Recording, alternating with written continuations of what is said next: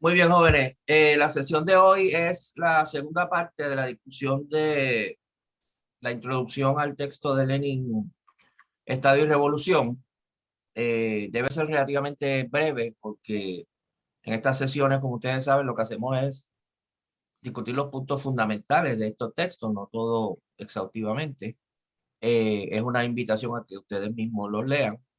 Eh, y y muchos de los temas que vamos a examinar, pues ya los cogimos la vez pasada. Así que hoy vamos a repasar buena parte de lo que dijimos la vez pasada y añadir algunos elementos. Como le dijimos la vez pasada, el texto que estamos usando base aquí, Estado y Revolución, es un libro que escribió Lenin en 1917, en vísperas de la Revolución Rusa, y en buena medida o la razón fundamental por qué lo escribe es porque piensa que los pensadores más importantes del movimiento socialista en el periodo anterior, que se conoce como el periodo de la Segunda Internacional, que ahorita al final hablaremos algo sobre eso, eh, habían abandonado o habían, usa la palabra en el libro, envilecido las ideas del marxismo sobre este tema. Y él quiere pues recuperar lo que él entiende es la concepción marxista sobre este tema. Y, y entonces redacta este texto. Uno puede argumentar que el texto de Lenin no es una mera recopilación, porque en la medida que él recoge de diferentes lugares lo que era una serie de reflexiones desperdigadas, muchísimos textos distintos, y las unifica en un solo lugar y les trata de dar cierta, ¿verdad?, mayor sistematicidad, pues realmente está por primera vez formulando de manera más o menos coherente una concepción marxista sobre estos temas. Eh, Así que quizá él es un poquito demasiado modesto, ¿verdad? Simplemente al decir que estoy re, reformulando lo que ya Marx y Engels dijeron, porque él, me parece que su aportación es mayor a simplemente recopilar unos planteamientos. Bueno, eh, discutimos que hay cuatro grandes temas que se discuten en este texto. Eh, Uno es las condiciones para el surgimiento y la naturaleza del Estado en general. Lo vamos a repasar en un segundo. El segundo, la naturaleza especial del Estado revolucionario, que se supone que surja como producto de la revolución obrera o de los trabajadores, la clase obrera. Tercero, las condiciones para la abolición del Estado. Y cuarto, las diferencias entre tres grandes corrientes del movimiento obrero sobre este tema, que son el reformismo, el anarquismo y el marxismo. Eh, en la sesión pasada discutimos básicamente el 1, el 2 y en parte el 4. Hoy vamos a discutir, vamos a repasar lo que ya dijimos del 1, 2 y 4, pero vamos a discutir entonces el 3 y vamos a discutir un poquito más el 4. Así que el primer punto, ¿verdad?, que dijimos la vez pasada es que para el Estado y los jefes de Estado, históricamente y en el presente, siempre se presentan como representantes de la sociedad, como representantes de la comunidad, ¿verdad? El presidente Biden dice, yo represento al pueblo de los Estados Unidos. El Estado de Estados Unidos, el gobierno de los Estados Unidos representa al pueblo de los Estados Unidos, ¿verdad? El marxismo rechaza esa concepción. Para el marxismo, eh, el Estado surge con la sociedad de clases, es parte del hecho de que la sociedad se ha dividido en clases y el Estado representa los intereses de una clase. A veces puede haber más de una, ¿verdad? Clases gobernantes, las clases poseedoras, las clases explotadoras, las clases opresoras, ¿verdad? Esas clases gobernantes, explotadoras, eh, necesitan un instrumento, un aparato, que es el Estado, para, como uno de los mecanismos para asegurar que permanezcan en esa condición de clase dominante. Eh, y el Estado representa los intereses de esa clase. Por eso es que el marxismo, por lo general, identifica a los estados vinculándolo con una clase, ¿verdad? Un estado capitalista, un estado feudal, un Estado esclavista, un Estado tributario, un Estado de diferente tipo, que representa los intereses de esa clase gobernante, ¿verdad? En la medida que la sociedad se divide en clases, en la medida que una clase tiene que tratar de perpetuar su dominio sobre las otras clases, pues surge, entre otras cosas, este aparato que es lo que conocemos como el Estado. Si no existiera el conflicto de clases, si no existiera la explotación entre una clase y otra, etcétera, pues entonces no existiría. Y de hecho no existió este aparato mientras no existían esos conflictos internos a la sociedad, ¿verdad? Todavía hoy quedan algunas sociedades originarias, antiguas, indígenas, nombres que ustedes quieran usar, tribales, en las que eh, no hay una diferenciación de clase o es muy débil y no existen las instituciones, ¿verdad?, que conocemos como el Estado. No existe la policía, no existe eh, el ejército y no existe las cárceles ni ninguna de estas instituciones, lo cual no quiere decir que en esas sociedades pueden surgir conflictos entre sus integrantes, pueden surgir violaciones de reglas de la comunidad, etcétera, pero se atienden comunitariamente, no se atienden en manos de un aparato aparte que es el que toma acción con respecto a todo esto. Bueno, eh, del Estado, el aspecto central, vamos a decir, el núcleo más importante de este aparato de Estado es su función represiva, ¿verdad? El Estado es un instrumento, es un mecanismo que sirve para reprimir, no es para lo único que sirve, pero esta es una función absolutamente indispensable y es la que es común a todos los estados, ¿verdad? Como veremos ahorita, algunos estados puede que no es común a todos los estados que haya, por ejemplo, elecciones o elección de su funcionario más importante. En algunos estados se elige el presidente y se elige el gobernador y se eligen los legisladores. En otros estados no se eligen, no se eligen. ¿Verdad? Eso varía de un estado a otro. Lo que no varía de ningún estado a otro es que todos tienen una función represiva y los mecanismos necesarios para ejercer esa función represiva. Eso es cierto de los más democráticos y de los menos democráticos.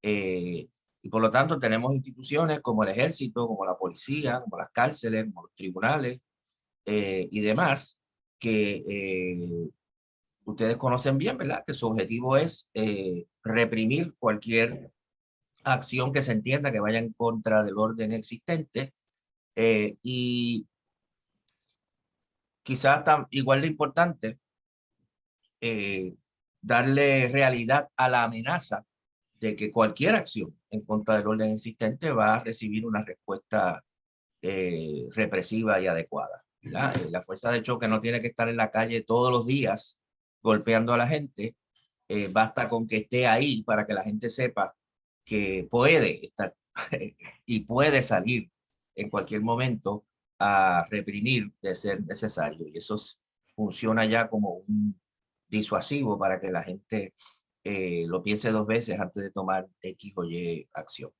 Bueno, así que el Estado es un instrumento de represión y es un instrumento que surge cuando la sociedad, el conflicto dentro de la sociedad llega a tal punto que es necesario que surja y que aparezca este aparato, ¿verdad? No es, la existencia del Estado no es un indicativo de armonía en la sociedad o de conciliación de intereses, todo lo contrario.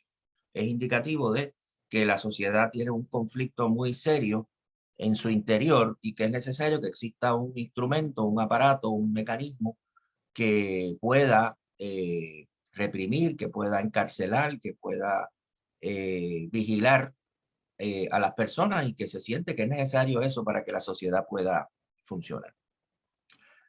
Bien. Como les dije, hay otros elementos de cualquier tipo de Estado, ¿verdad? Tiene que haber por lo general hay una función legislativa, además de la represiva, es decir, se adoptan leyes. En algunos lugares las adoptan legislaturas, que son legislaturas electas, pero podría darse, ¿verdad? Se ha dado el caso de estados en que las leyes se establecen por decreto del gobernante, que puede ser una sola persona incluso, y el proceso legislativo, pues entonces es muy autoritario, ¿verdad? Ahí pueden haber infinidad de variaciones entre diferentes tipos de estados.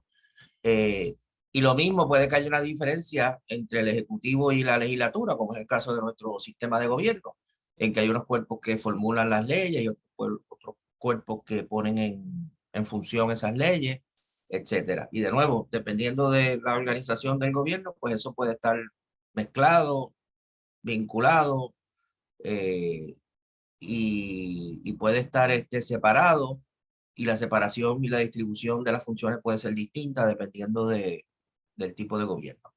¿Verdad? No entramos aquí en todas las variaciones que puedan haber, pues no viene al caso. Pero como dije, lo que sí tienen en común es ese elemento de aparato represivo. Bien, entonces, la otra característica importante es el hecho de que este aparato represivo y el aparato de Estado en su totalidad tiene como objetivo, como dije, mantener, reproducir, perpetuar el gobierno, el dominio de la clase gobernante, de la clase dominante, de la clase explotadora.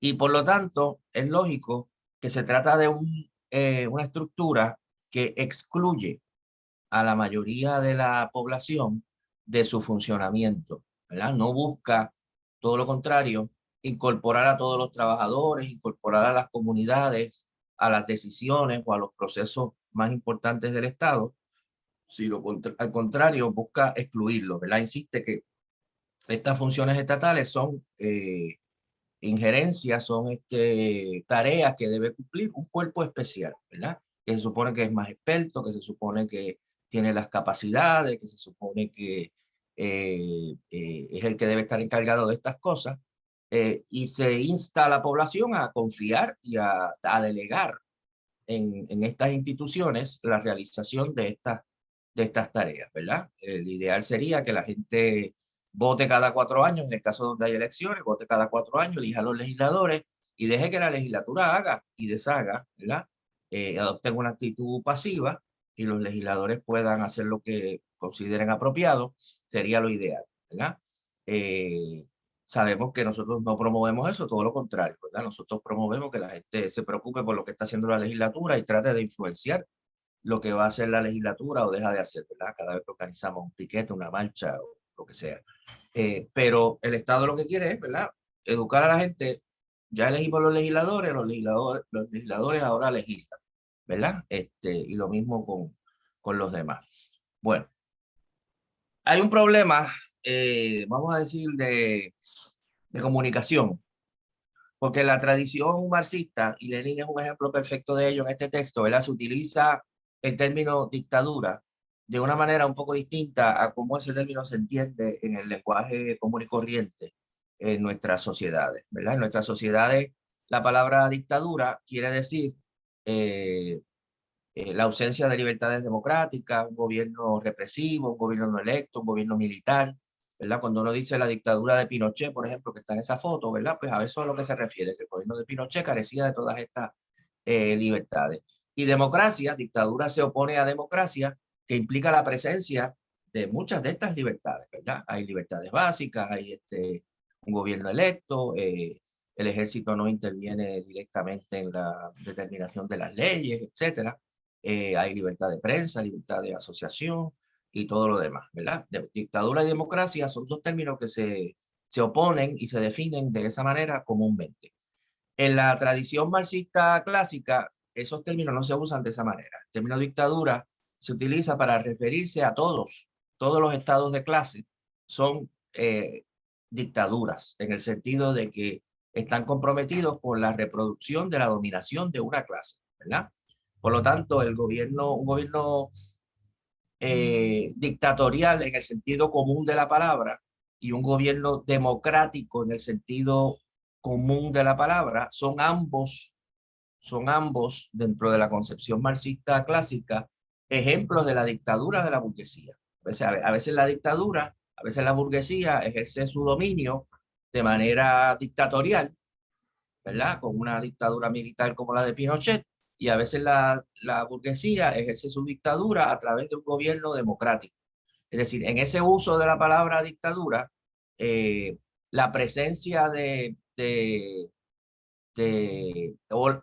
hecho de que sea una dictadura no implica que necesariamente no haya libertades democráticas, ¿verdad? En los Estados Unidos puede existir la libertad de asociación, la libertad de prensa, la libertad de organizaciones sindicales, el derecho a la huelga, que son todas libertades democráticas, y sin embargo, dentro de la concepción marxista, sigue siendo una dictadura de la burguesía. Esto yo lo digo, ¿verdad? Para que lo entendamos. Pueden haber diferentes formas del Estado capitalista, democracia parlamentaria, una democracia autoritaria, una dictadura militar, una dictadura fascista. Todas son variantes de la dominación de la dictadura capitalista. Eh, lo, y por lo tanto, por lo mismo también, cuando el marxismo habla de dictadura del proletariado, que hablaremos ahorita, pues está hablando de un gobierno comprometido con el dominio de la clase trabajadora, en la medida que la clase trabajadora tiene que ejercer su dominio. Ahorita volveremos sobre eso. No quiere decir ausencia de libertades democráticas, ¿verdad? Bajo la dictadura del proletariado pueden existir, dentro de este uso de la palabra dictadura, y deben existir las libertades democráticas. Pero no hay duda de que el uso de fíjense todos los minutos que yo he tenido que utilizar aquí para clarificar que cuando nosotros decimos dictadura del proletariado, no estamos diciendo ausencia de libertades democráticas. Toda la compleja explicación que he tenido yo que dar para clarificar lo que quiero decir o queremos decir con dictadura del proletariado. La mayoría de la gente no va a tener el beneficio de estar en una sesión como esta para que le demos esta larga explicación. Y quizá no van a leer la larga explicación si está en un texto, que lo que va a hacer es va a hacerlo más engorroso y de difícil lectura. Así que yo soy de los que pienso que debemos entender el concepto de dictadura del proletariado, pero que dictadura del proletariado no es el término que debemos utilizar para referirnos al tipo de gobierno, de Estado que nosotros aspiramos, ¿verdad? Es mucho mejor decir democracia obrera, o democracia socialista, o democracia de los trabajadores, que es lo mismo, es exactamente lo mismo que la dictadura del proletariado, pero es mucho más comprensible y se transmite mucho más claramente lo que queremos nosotros que con el término dictadura del proletariado. El término dictadura del proletariado no entró, ¿verdad? No entré la vez pasada y no voy a entrar ahora mucho, pero tiene una razón de ser porque se utiliza ese término. Les doy dos puntos que se han traído, ¿verdad? En esta discusión. Uno es que el término dictadura, en este sentido, viene de la tradición política antigua, de la época de la República Romana, de la antigüedad clásica. Y curiosamente, el término dictadura, incluso antes, el término dictadura se oponía en el pensamiento antiguo romano y griego al término tiranía, que para nosotros son básicamente sinónimos. En aquella época eran lo opuesto de hecho, ¿verdad? Dictadura se refería a cuando la república y sus instituciones estaban amenazadas por alguna razón, una situación de guerra, una situación de una plaga muy grave, una crisis de algún tipo. Estaba la república y sus instituciones en peligro, y entonces se le concedía durante un periodo a una persona el poder especial de tomar decisiones que normalmente tomarían las instituciones republicanas. Eso era una dictadura, se nombraba a un dictador. Y el objetivo del dictador era preservar la república, ¿verdad? Era mantener las instituciones republicanas que estaban amenazadas. La tiranía era precisamente un individuo que subía al poder para destruir las instituciones republicanas. Por eso es que, ¿verdad? Tiranía y democracia y dictadura, ese tipo de pensamiento, se veían como opuestos. Hay un texto interesante Albizu Campos, o fue el People, que yo estaba leyendo el otro día, en que él habla, le preguntan qué él piensa de las dictaduras, le preguntan a Albizu, la década del 20. Y él dice, yo me opongo a las dictaduras, porque casi todas las dictaduras acaban en tiranía. Y yo me sospecho que la mayoría de la gente que lo leía entonces, lo leía ahora, no decían, pero ¿qué, verdad? ¿Qué diablo quiere decir eso? ¿Por qué dice Albizu que las dictaduras acaban en tiranía? Si dictadura y tiranía no es lo mismo. No, y lo que pasa es que Albizu ahí está usando el término dictadura y el término tiranía en el sentido clásico de la palabra. Él dice, hay una gente que sube al gobierno diciendo que van a defender las instituciones, que tienen poderes especiales porque van a defender las instituciones democráticas y las instituciones de la república, pero acaban convirtiéndose en tiranos que destruyen lo que dijeron que iban a vencer.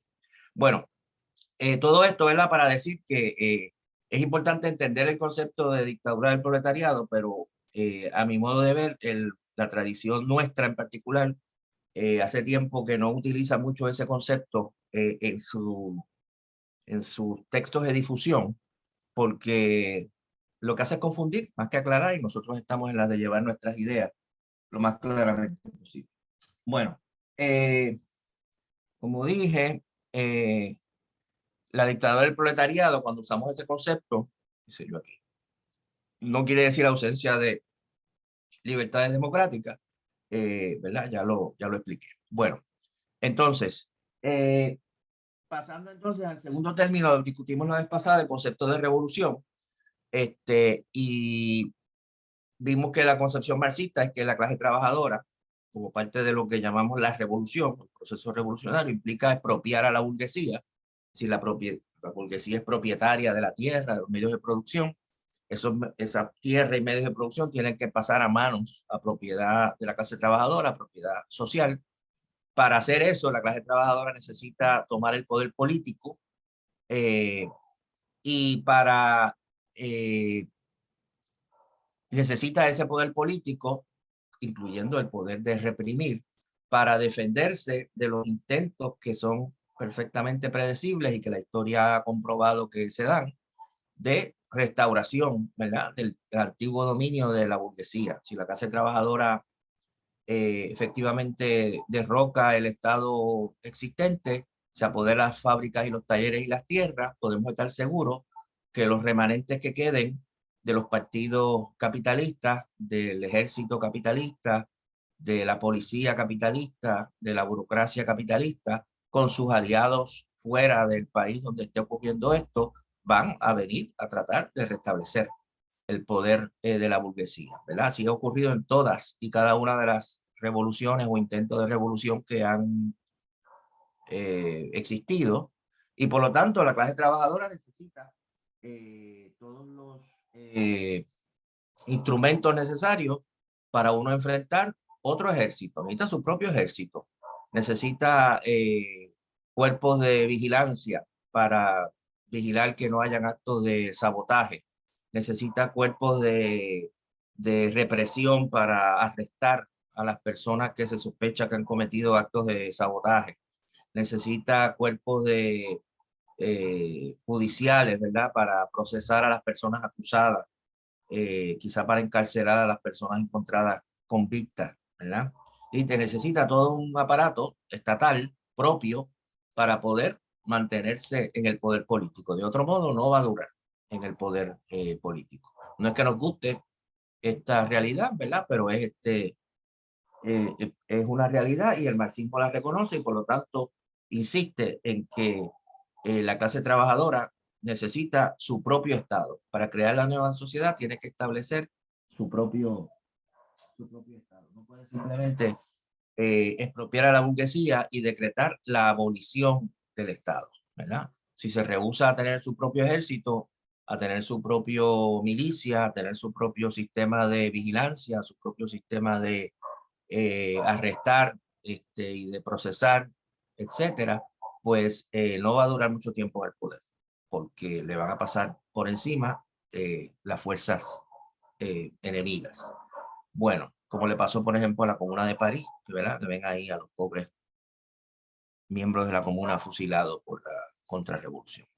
Bueno, como yo dije, muchas de las la vez pasada, muchas de las situaciones que se dan cuando hablamos de la clase trabajadora ejerciendo el poder político se plantean ya de manera elemental en algunas de las luchas más directas de la clase obrera o más elementales de la clase obrera, como son las huelgas, ¿verdad? En una huelga, los trabajadores realizarían una asamblea que sería democrática, que decidiría si se va a la huelga o no se va a la huelga.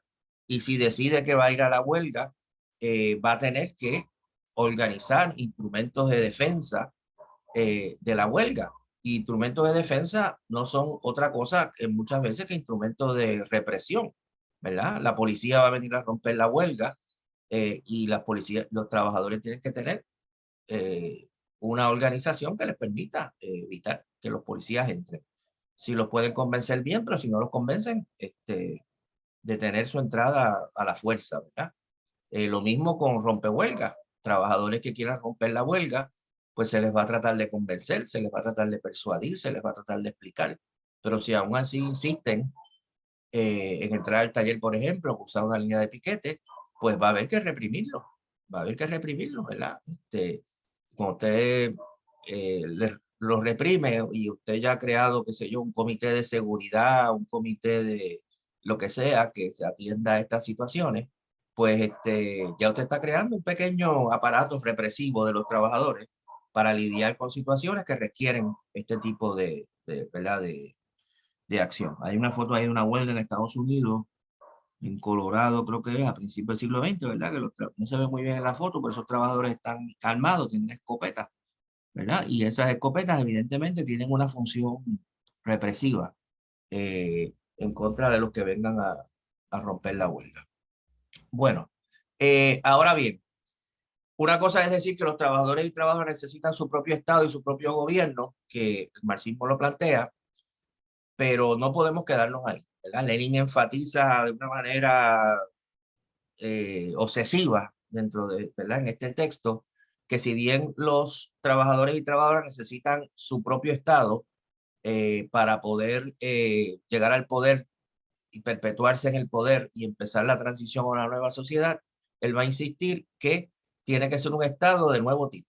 El Estado revolucionario es un Estado, pero es un Estado distinto al Estado capitalista. Y el principio más importante, ¿verdad? Que lo diferencia, todas las diferencias más concretas se derivan de ahí, es que el Estado capitalista es un Estado de una minoría que pretende reprimir a la gran mayoría y mantener esa división.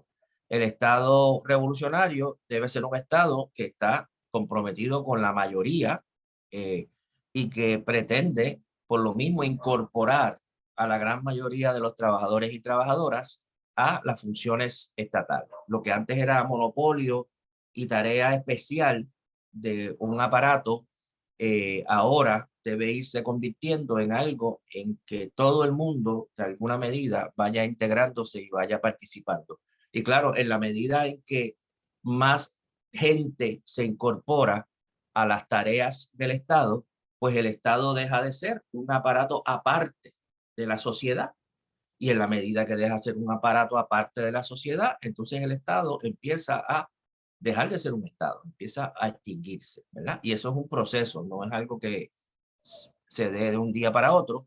Por eso es que Lenin va a insistir una y otra vez en que hay que destruir el Estado capitalista y reemplazarlo por un nuevo tipo de Estado. Ese es un proceso bastante rápido comparado con el otro, no es que sea de un día para otro tampoco.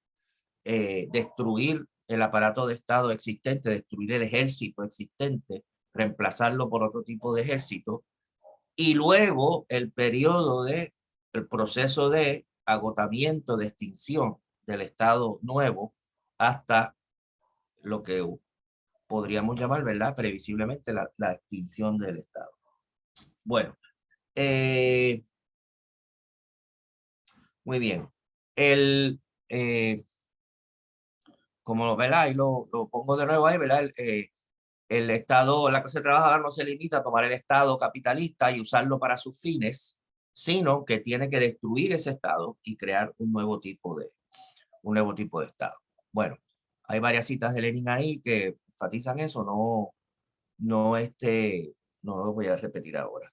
Eso ya va adelantando, ¿verdad? Algo que abundaremos ahorita, la diferencia de las posiciones que estoy explicando con las posiciones del anarquismo y las posiciones del reformismo.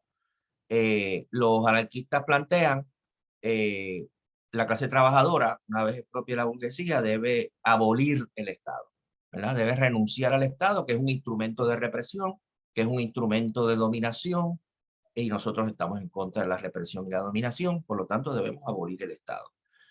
Los marxistas plantean, no hace falta un Estado revolucionario, necesitamos un Estado revolucionario, y en eso estamos en desacuerdo con los anarquistas.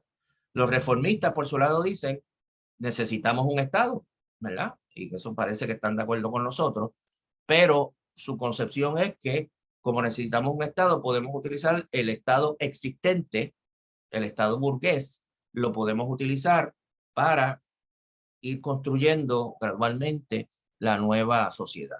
Los marxistas planteamos, no, necesitamos un Estado, pero no es ese Estado. Tenemos que destruir el Estado existente y reemplazarlo por otro Estado. En eso estamos de acuerdo con los anarquistas. Bueno,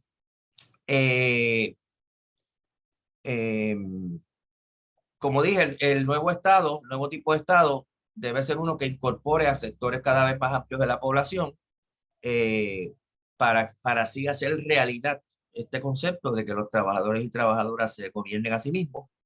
Y hay una serie de medidas que se van descubriendo en la práctica que ayudan a garantizar que esto sea el caso.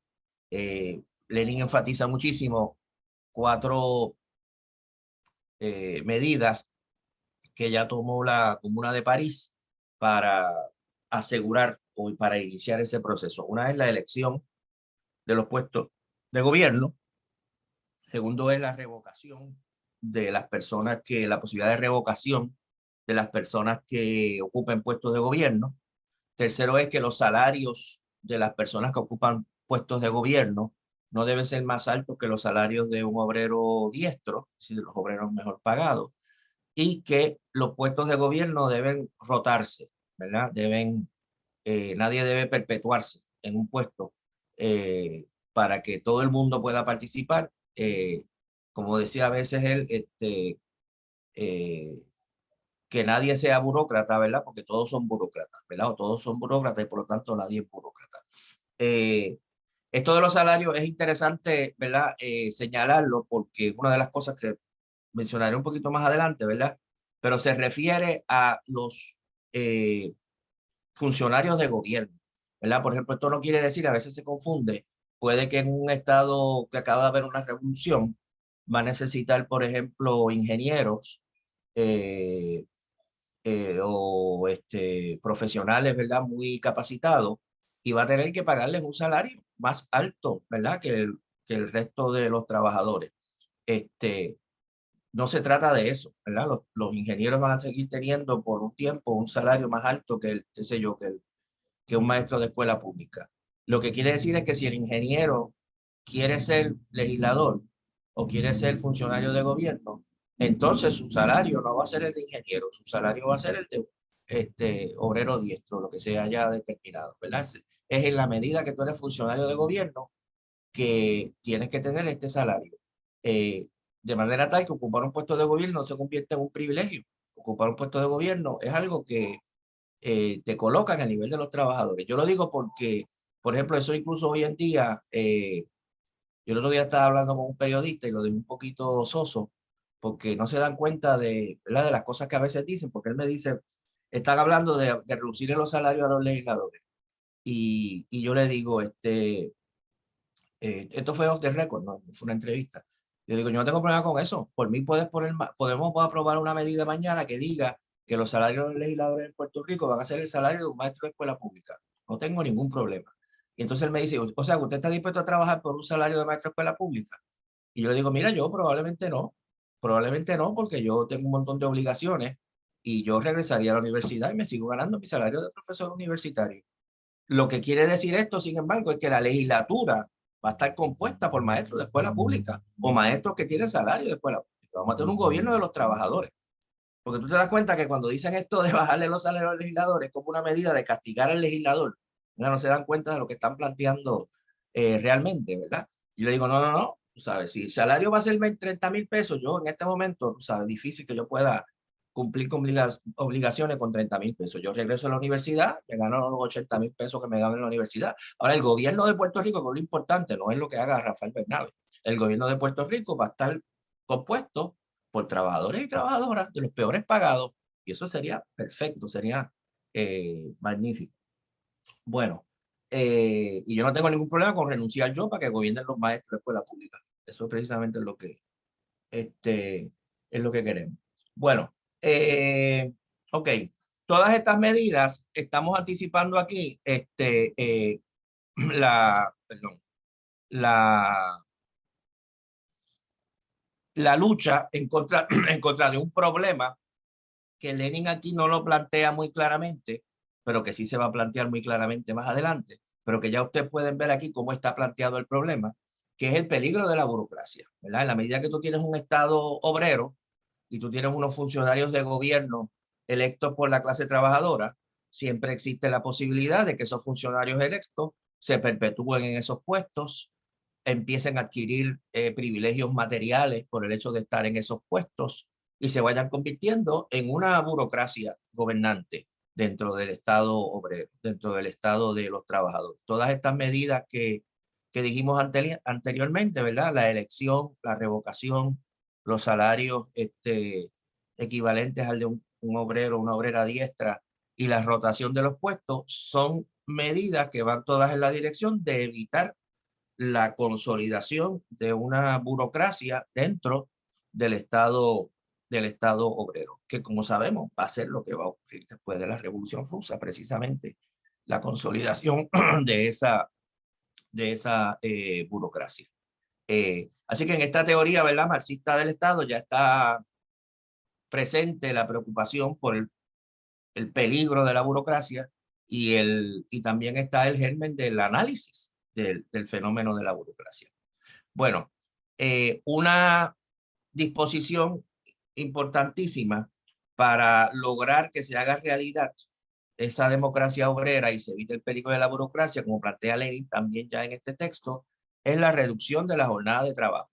El hecho de que si la gente tiene que trabajar 8 horas o 10 horas y además tiene que emplear 1 hora en llegar al trabajo y además tiene otras obligaciones, va a ser muy difícil y tiene que dormir 7, 8 horas, lo que sea, va a ser muy difícil realmente la participación activa de muchísima gente en las funciones estatales en que queremos que vayan incorporándose.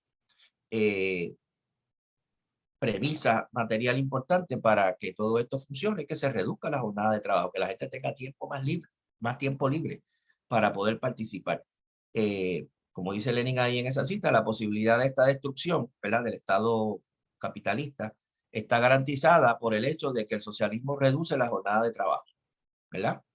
Lo cual plantea un problema, porque si supongamos que el socialismo ocurriera en un país muy atrasado, en un país muy empobrecido, en un país aislado, que no podría sobrevivir materialmente si se reduce la jornada de trabajo, es decir, que hay que mantener las largas jornadas de trabajo, pues entonces la destrucción del Estado antiguo no está garantizada, porque las condiciones existentes propician todo lo contrario, ¿verdad? Propician que el trabajador esté muerto del sueño y cansado y no pueda participar.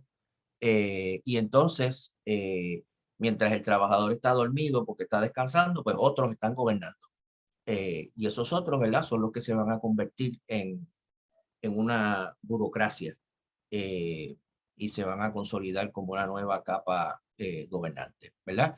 Se lo digo porque Trotsky, por ejemplo, después de la década del 20 va a hacer un análisis de todo ese proceso de burocratización y de surgimiento del estalinismo y todo lo demás, pero todo el fundamento, vamos a decir, teórico, ¿verdad?, de todo ese análisis ya está presente en Estado y Revolución, y Trotsky lo que hace es utilizarlo para analizar los, el nuevo fenómeno, ¿verdad?, de la burocratización después de la década del 20. Bueno, entonces, ya estamos llegando a los más. Seguimos. no voy a entrar en esa. Entonces,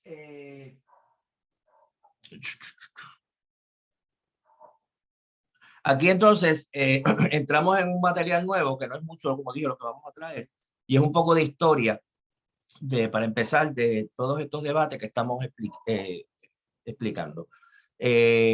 A partir de la década de 1880 del siglo, ¿verdad? Del siglo XIX, surgieron en diferentes países de Europa grandes partidos socialistas. Grandes algunos de ellos, otros no tan grandes, pero surgieron los partidos socialistas, ¿verdad? El Partido Socialista Alemán, Partido Socialista Francés, Partido Socialista Italiano, los partidos, el Partido Laborista Inglés, Partido Socialista Obrero Español, algunos de esos partidos, ustedes saben, están todavía por ahí, el PSOE que está en el gobierno en la actualidad. Y a todos esos partidos, o la gran mayoría de ellos, se agrupan en 1889 en lo que la Internacional Socialista o la Segunda Internacional. Esos partidos, muchos de ellos crecen electoralmente con mucha fuerza durante muchos años. El caso más dramático, el Partido Socialista Alemán, adquieren representación parlamentaria, muchísimos delegados en los congresos y las legislaturas, dirigen sindicatos que crecen mucho también. Y dentro de ese movimiento socialista cada vez más grande, desde el punto de vista de su tamaño, en Europa a finales del siglo XIX, pues va a surgir lo que se va a conocer como la corriente reformista. Para el año 1900, pues ya hay un debate muy fuerte sobre este tema, ¿verdad? El teórico más importante de esta corriente, no el único, es un autor alemán muy importante de aquella época, que había sido colaborador bueno, era colaborador todavía al principio de los 90 de Engels, por ejemplo, que se llamaba Edward Bernstein, y que es el que va a señalar, ¿verdad?, la idea de que el movimiento obrero, el movimiento socialista, cada vez más poderoso, con cada vez más integrantes, más parlamentarios, controla alcaldías, controla sindicatos, etcétera, puede ir imponiendo o creando el socialismo de manera gradual, tomando medidas legislativas, tomando más alcaldías, tomando más medidas favorables a los trabajadores, utilizando el Estado capitalista existente para ir introduciendo todas estas medidas de manera gradual, sin que haga falta, ¿verdad?, una revolución, ¿verdad?, sin que haga falta romper ese Estado. El surgimiento de es una foto ahí de Bernstein, ¿verdad? Pueden ver lo apuesto que era. Esa formulación de Bernstein, de su teoría, ¿verdad?, va a generar un debate muy, muy fuerte en el que se va a enfrentar la corriente de Bernstein con el liderato de la Segunda Internacional, ¿verdad?, en el cual en ese momento estaba Lenin, estaba Rosa Luxemburgo, pero también estaba quizá el marxista más conocido de aquella época, que Lenin respetaba muchísimo en ese momento, que era Kautsky, Karl Kautsky. Y Kautsky en esa polémica en contra de Bernstein, ¿verdad?, va a insistir, como planteaba la concepción marxista, y plantea que Bernstein está equivocado, que es necesario que la clase trabajadora tome el poder político, que es necesaria la revolución, ¿verdad?, que no se puede imponer el socialismo gradualmente.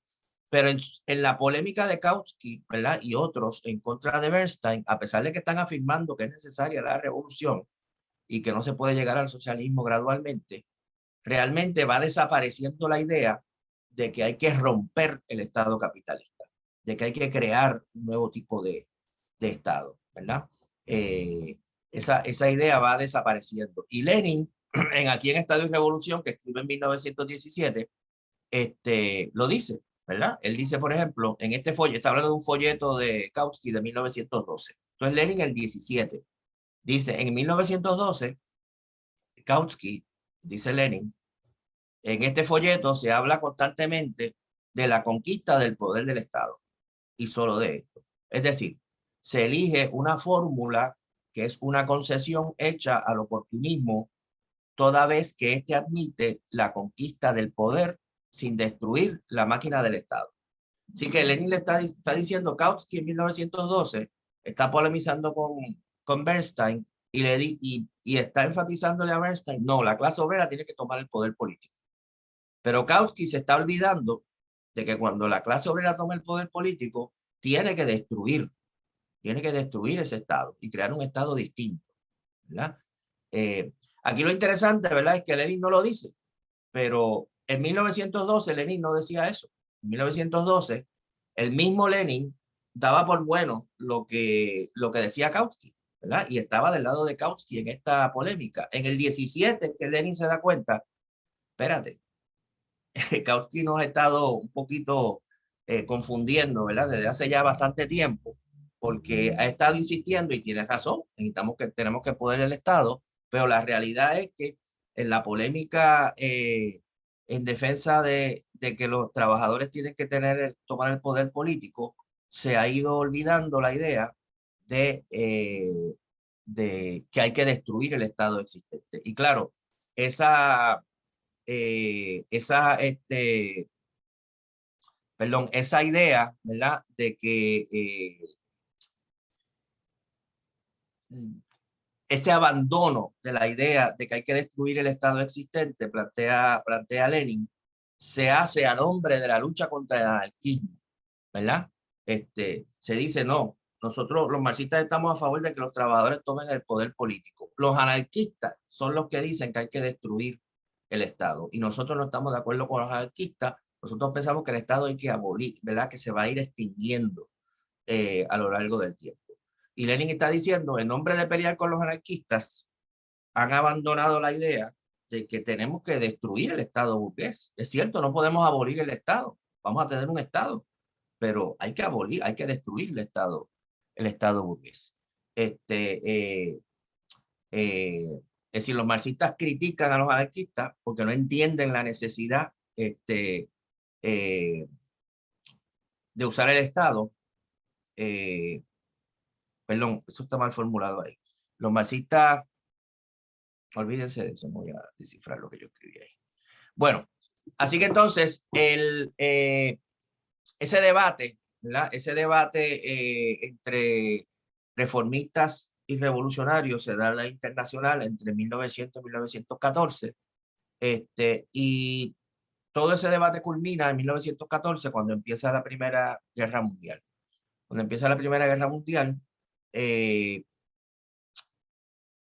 la posición de la internacional antes de la Primera Guerra Mundial era que una guerra entre los grandes poderes europeos, Francia, Alemania, Gran Bretaña, Rusia, sería, y si intervenían los Estados Unidos o Japón también, sería una guerra entre imperios, ¿verdad? Una guerra entre imperios por repartirse el mundo, una guerra en que los trabajadores no tenían nada que ganar y que ningún partido socialista debía apoyar a su gobierno en esa guerra, debían denunciar esa guerra como una guerra entre imperios y debían empezar a trabajar para detener esa guerra, sabiendo que no la iban a detener de un día para otro, pero no debían apoyar a sus gobiernos en esa guerra, ¿verdad? Los socialistas alemanes debían plantear, esto es una guerra criminal de parte del gobierno alemán y nosotros no la apoyamos, y los socialistas rusos tenían que decir, esto es una guerra criminal del gobierno ruso y nosotros no apoyamos, ¿verdad? Y nos queremos unir con los trabajadores alemanes para luchar contra esta guerra de nuestros amos. Nuestros amos están en guerra entre ellos, pero eso no debe ser una guerra entre nosotros, los trabajadores de los respectivos países.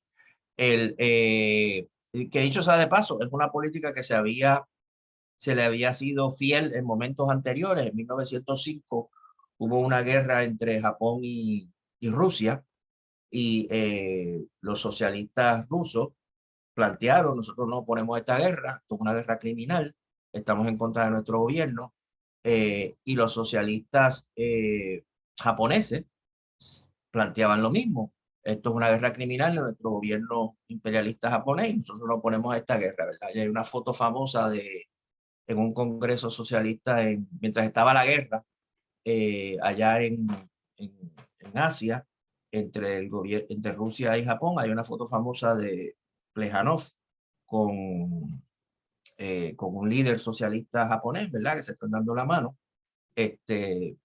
simbolizando, ¿verdad? Los trabajadores y los socialistas estamos unidos. Nosotros vamos a estar en guerra, pero nosotros estamos unidos. Bueno, cuando estalló la Primera Guerra Mundial, pues los partidos socialistas más importantes apoyaron a sus gobiernos, traicionaron ese principio internacionalista. El Partido Socialista Alemán planteó que estaban en guerra con Rusia. Rusia era un imperio, el imperio zarista, autoritario, que es cierto, retrógrado, que es cierto, aristocrático, que es cierto, antidemocrático, que es cierto, representante de la reacción en Europa, que es cierto, y por lo tanto había que apoyar al gobierno alemán en la guerra contra el imperio ruso, en defensa de la democracia y de las conquistas democráticas que se habían logrado en Alemania, que se perderían si Alemania fuera derrotada en la guerra, lo cual era una conclusión, ¿verdad?, equivocada. Y de igual manera, los socialistas rusos o los franceses planteaban que estaba su país y su patria estaba siendo invadida por el militarismo alemán, que es cierto, por las ansias de control del imperialismo alemán, que es cierto, que iban a someter a sus países al dominio de el gran poder alemán y los grandes intereses económicos alemanes, que es cierto, y por lo tanto había que defender la patria rusa o la patria francesa, ¿verdad?, en contra del otro imperio. Al fin y al cabo, que cada cual escogió el imperio que iba a apoyar y cada cual se puso del lado de uno de los imperios. Hubo pocas excepciones. El Partido Socialdemócrata Ruso, ¿verdad?, fue una de ellas. El Partido Socialista Americano fue otra. El Partido Socialista de los Balcanes, que hoy sería, después fue Yugoslavia y ahora de nuevo está dividido en muchos pedazos, también se opuso, pero quitando esas excepciones, los partidos adoptaron posiciones nacionalistas y ahí se desarticuló, vamos a decir, la Segunda Internacional. En 1917 triunfó la Revolución Rusa. Es el momento, como dije, en que Lenin escribió este texto, Estado y Revolución. Y en 1919 se fundó la Tercera Internacional, la Internacional Comunista, precisamente para tratar de agrupar a todos los que internacionalmente en todos los países se habían opuesto a la posición que habían asumido los líderes de la Segunda Internacional y ahora con la inspiración de la Revolución Rusa pues querían reconstruir el movimiento marxista internacional. Y adoptan el término comunista, ¿verdad? Y adoptan, ahí es que surgen los partidos comunistas, ¿verdad? Y ese término comunista no es coincidencia. Lenin insistió mucho en que se adoptara ese nombre porque lo quería asociar precisamente con la Comuna de París, ¿verdad? Con la Comuna de París y con la concepción de destruir el Estado burgués y crear un nuevo tipo de Estado, como había sido la Comuna, ¿verdad? Lenin tuvo que pelear bastante porque la gente estaba muy apegada al término partido bolchevique, ¿verdad? Porque habían usado ese nombre por 20 años y con ese nombre habían hecho la revolución y no querían desprenderse de ese nombre y Lenin insistía que había que cambiarle el nombre al partido bolchevique al partido comunista.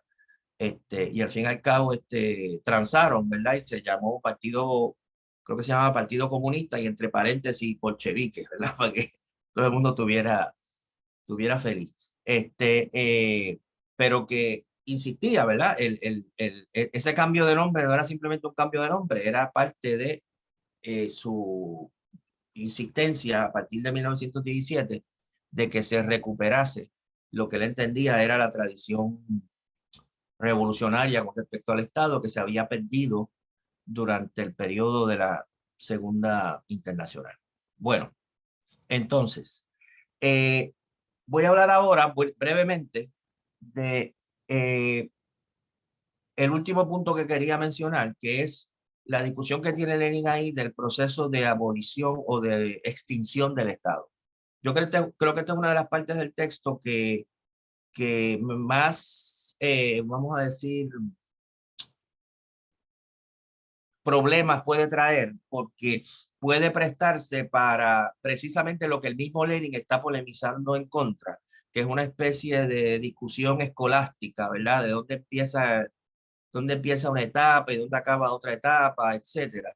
Que aquí es una discusión bastante abstracta porque no parte de una experiencia vivida, sino más bien una especulación hacia el futuro, y que el mismo Lenin insiste, ¿verdad?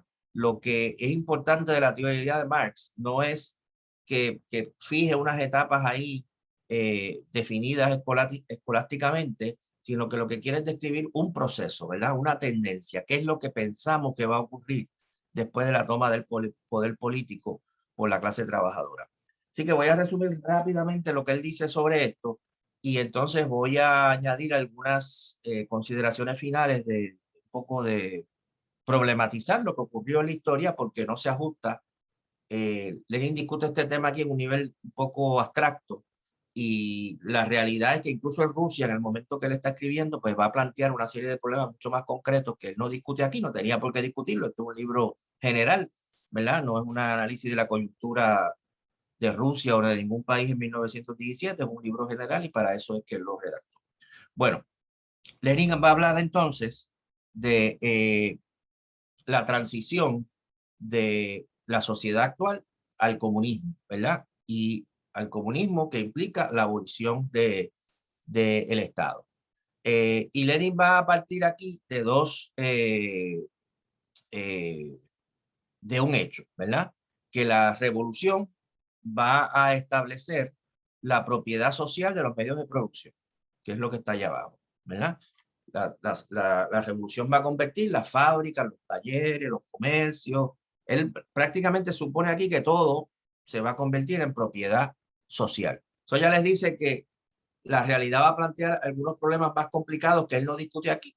Porque, por ejemplo, en la misma Rusia, la revolución va a convertir a partir de 1918, ciertamente, la mayoría de las fábricas, los bancos, los grandes comercios, los grandes medios de transportación, los va a convertir en propiedad social, pero va a sobrevivir todavía la propiedad privada de muchas empresas más pequeñas y la propiedad privada de la tierra, que son millones y millones y millones de campesinos y de pequeñas empresas campesinas privadas, ¿verdad? Y ahí se va a plantear el problema de cuál es la relación entre la propiedad social y esa propiedad privada, que es un tema, lo traigo porque es un tema que Lenin ni lo menciona aquí, ¿verdad? Así que, repito, estamos hablando de que Lenin está hablando aquí como de un caso ideal, ¿verdad? Para partir de eso y después podemos ir a cosas más concretas, aunque él no entra en esas cosas más concretas en este texto. Él está partiendo aquí de un caso ideal. Supongamos que la clase trabajadora tomó el poder político y creó su nuevo Estado y ha convertido todos los medios de producción y la tierra en propiedad social. Ahora es propiedad del pueblo, ahora es propiedad social, todos los medios de producción. Eh, y vamos a suponer que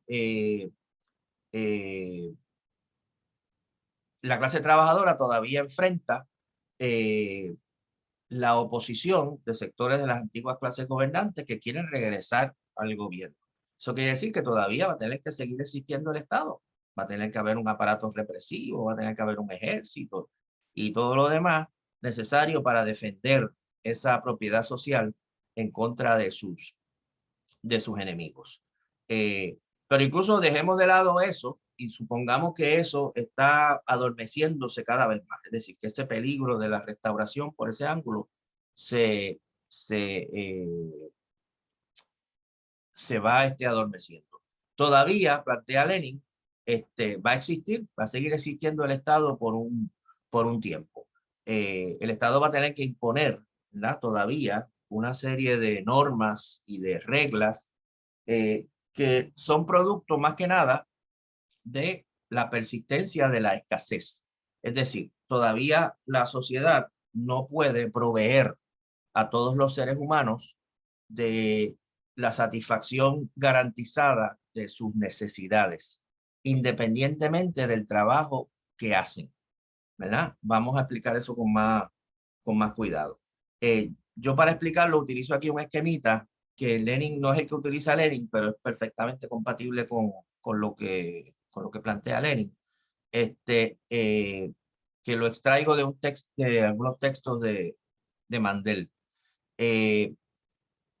El salario, ¿verdad? Lenin plantea todavía en la sociedad, eso sí lo plantea, ¿verdad? En una sociedad, en la primera etapa del comunismo, la etapa socialista, a veces se le llama, como él dice, todavía, ¿verdad? Ya existe la propiedad social, los medios de producción son propiedad social y todo el mundo en ese sentido es un empleado, ¿verdad? Un empleado del Estado. Usted recibe un salario, ¿verdad? Y con ese salario usted compra los productos que usted necesita, ¿verdad? Eso quiere decir que ya los medios de producción no son mercancía, pero los medios de consumo sí son mercancía, ¿verdad? Las empresas estatales producen muebles que se venden, ¿verdad? Y usted, que es un trabajador, recibe su salario y usted va a la tienda y usted compra los muebles que usted quiera comprar o compra lo que sea que usted quiera, lo que usted quiera comprar. O sea que todavía sigue existiendo la circulación de mercancía y todavía quiere decir que el consumo suyo depende de su salario, ¿verdad? No depende de sus necesidades. Puede que sus necesidades sean mayores que su salario, pero lo que usted va a poder comprar va a depender de su salario. Y su salario va a depender de muchas cosas, entre ellos, ¿verdad? El tiempo que usted trabaje, ¿verdad? Usted puede trabajar horas extras y va a tener mayor salario. Va a tener menos tiempo libre. eh, y quizás un trabajo que a usted no le guste, pero usted quiere los productos que puede adquirir con el salario, así que usted trabaja más tiempo y obtiene los productos que usted necesita si están disponibles. Eh, Así que todavía sobrevive el salario individual y todavía sobrevive en cierta medida la desigualdad, porque hay diferentes personas que van a tener diferentes salarios.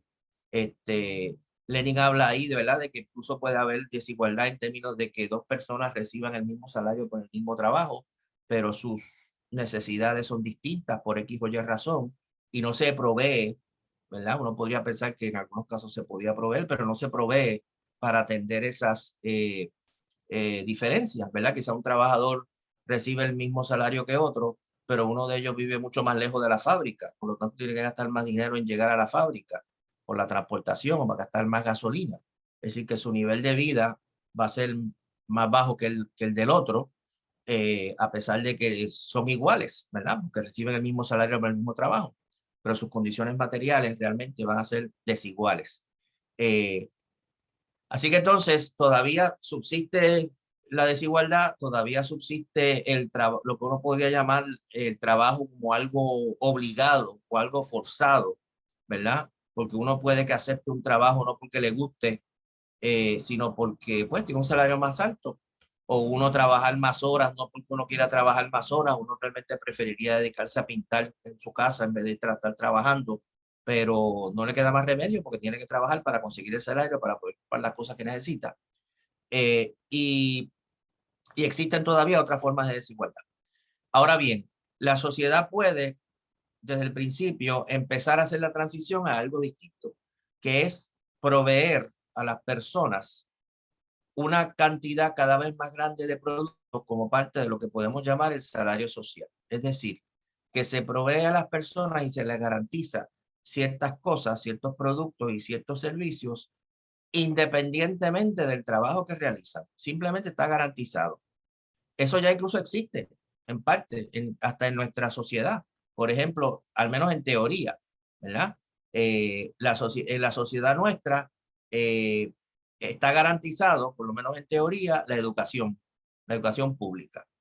Todos los niños y todas las familias con niños deben tener garantizado que sus hijos pueden ir a la escuela y que la escuela es gratuita.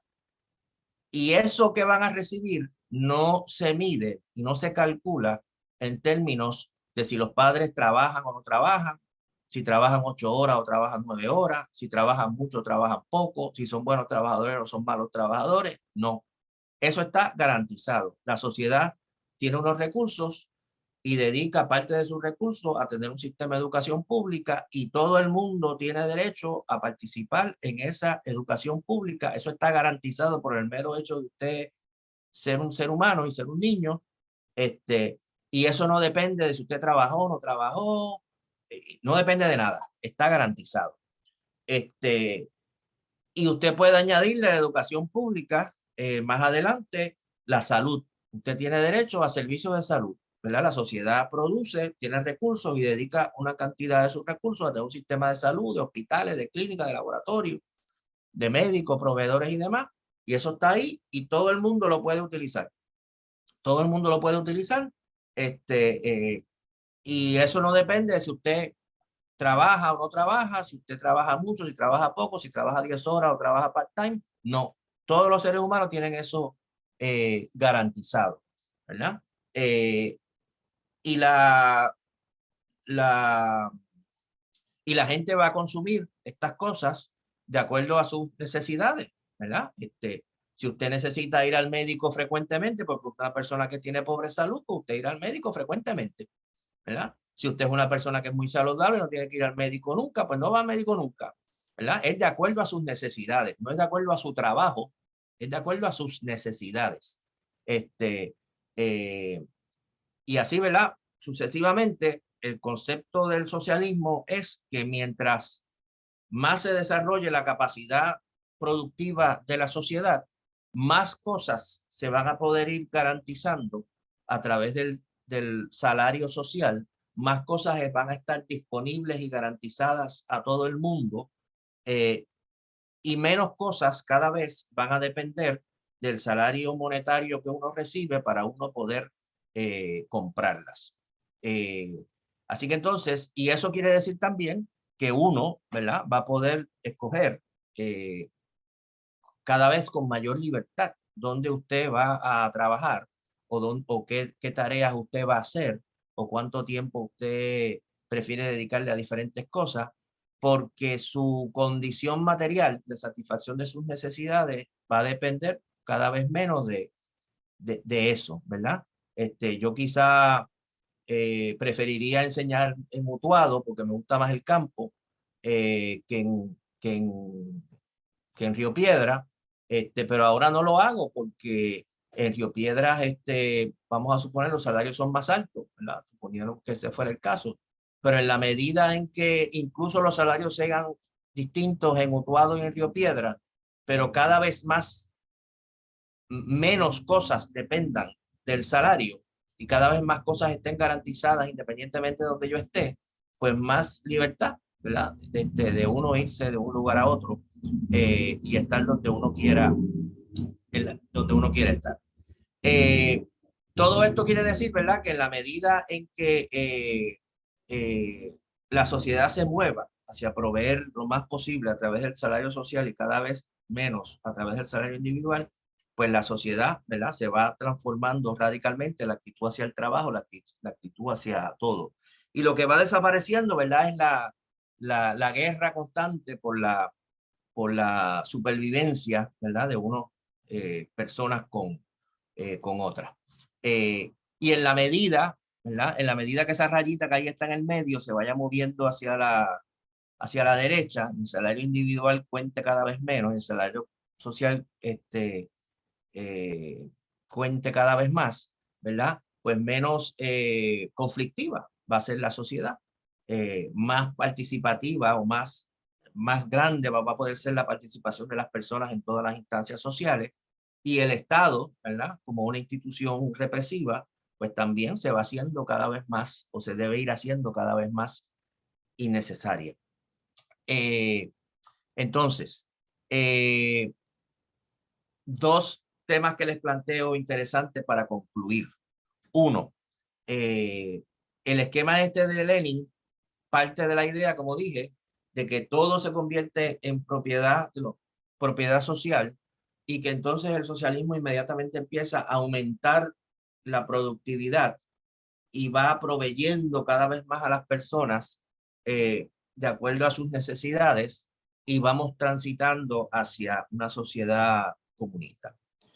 ¿Qué sucede si la sociedad, luego del triunfo de la revolución, en lugar de aumentar la productividad, se encuentra con una productividad bajísima, incluso deteriorada, por ejemplo, producto de la guerra, como fue el caso de Rusia en 1917, pues las condiciones son muy precarias para hacer esta transición que estamos hablando, ¿verdad? Todavía el salario individual va a ser fundamental y todavía va a haber una competencia tremenda entre las personas por quien recibe los productos escasos, los productos muy escasos que hay, ¿verdad? Y por lo tanto, esta transición hacia la sociedad comunista va a ser bastante problemática y mucho más larga y complicada de lo que este esquema establece. Otro tema interesante, que yo mismo no he meditado mucho sobre él, pero que sería importante ir integrándolo, ¿verdad?, a nuestra concepción, es el hecho de que, ¿cómo lo explico?